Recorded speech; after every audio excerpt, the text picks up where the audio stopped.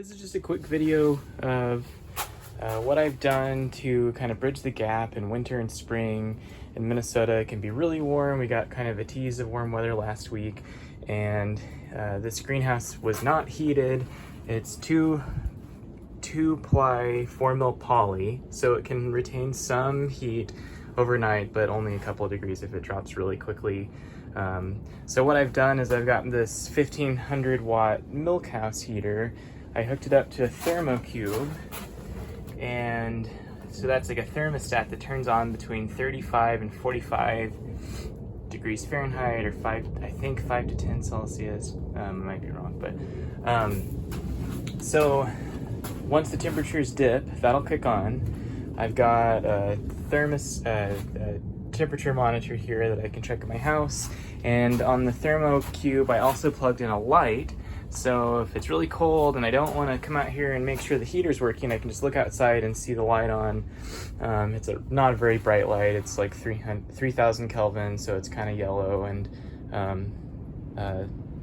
won't give enough light to really do anything, but just to make it easier to look and see. Right now I'm testing it out tonight. The low is going to be 23. I've got some mostly zone 7 cacti out here, plus a lot of other hardier ones like this Punchia Santa Rita prickly pear. I think is hardy to 0 degrees. I've never wanted to risk the whole plant and haven't taken cuttings and tested it, but that one should be fine even if it gets down to like 15, I'm sure. And then the Punchia lingiformis, I think, that one's zone 7 as well. And then all of these are zone 3 to 6 Punchias and some other cacti. Most of these have been out here actually all winter, minus a couple, and I actually lost a bunch of others because it was really cold this winter. I wouldn't usually heat the greenhouse just because it's not financially feasible here in Minnesota. The average temperature in winter is like 10 degrees in January, and it gets all the way down to minus 17. And because the way this greenhouse is not insulated very well, it would cost like $50 to $150 a month just to barely keep it above freezing, and I just don't think it's worth it. So usually I keep hardy cacti out here, and they've done fine in the past, but I have had some problems. I have some casualties down here. Some of these were even zone 4, like these prickly pear I tried this year were zone 4, and made the stupid mistake of leaving them out here without propagating them first. So yeah, I guess I'll learn from that and not do that again. Other ones were zone 5 and they got damage, but didn't totally kill the plants. These are Punchia ficanta, Erinaceae, and let's see, some Utahensis. Those did get rot from the bottom, but I was able to salvage cuttings, and even here I got some dieback and even some, I think it's rust fungus. I don't know how that happened, but I think the cold accelerated that damage. I still have a lot of viable material to propagate and get back. And then other plants did totally fine, like this Punchia macrorhiza, just took it like a champ. This Cylinder Punchia lepticalis that I got from Texas, or I bought from someone in Texas.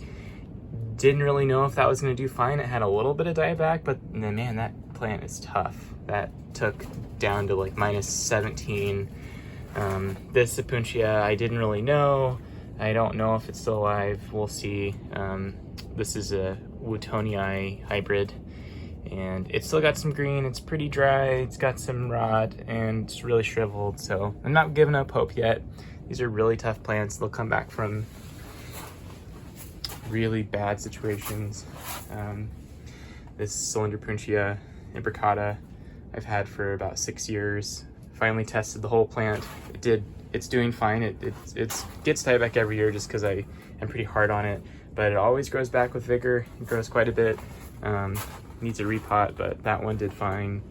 And then some of these other big ones, I'd take those in just because I've had them for so long and don't want to risk the plant. But yeah, so this is the first night. We'll see how it does. Saturday morning, the low is 14, and I just wanted to see if I could get this going so I could get it heated and bring plants out here sooner. I had some other successes this winter. I've got a raised bed outside, and I have hardy cacti in there and a few succulents that are hardy, and then I've also got some trialed agaves that are not hardy, and I heated it with Christmas lights, the C9 incandescent light bulbs, on a thermocube, just like this one here, and with just some 4 mil poly, and it kept it 10 degrees above the outside temperature. So I thought, why don't I try that with some more insulation? And I didn't add any other heating elements, and it raised the temperature all the way up to 55 when it was -15, just with that extra insulation. So that was really amazing that it worked that well. What I did was I added an extra tarp that's a higher mil count, and I doubled it over so it gets it's black, so it absorbs a little bit of heat from the sun, but then it also doesn't let as much radiation heat loss. And then I added this mylar foil blanket, and I think that was really the key that keeps that heat in. When I made this raised bed last summer, I actually dug down pretty far and insulated it with 1.5 inch foam board, and I think that makes a huge difference. So yeah, that was a real success. That only cost $6 a month in electricity to heat, and I've got, I think, like 30 plants in there. It's almost 2 feet deep and about 8 feet long. So next year I'm gonna do that. Maybe over here, this is a north fence, so that'll be get a lot of heat retention, and hopefully have some really cool successes. But yeah, this video is a little bit more than just that heater, so we'll kind of just look at some other stuff. I got some Punchia polyacantha. This has been in the ground for, I don't know, 2 or 3 years, and it's a really tough plant. This has yellow flowers. It's kind of a boring one, but it's just really reliable. It can take a lot of moisture and get some nice stress colors, and it's got kind of a copper tone to it. So yeah, well, thanks guys for watching. Stay tuned, I'm gonna upload some more videos. I've got a huge cacti collection that I keep in my basement in the winter as well. And I'd like to share some of my plants with you and see what you guys think.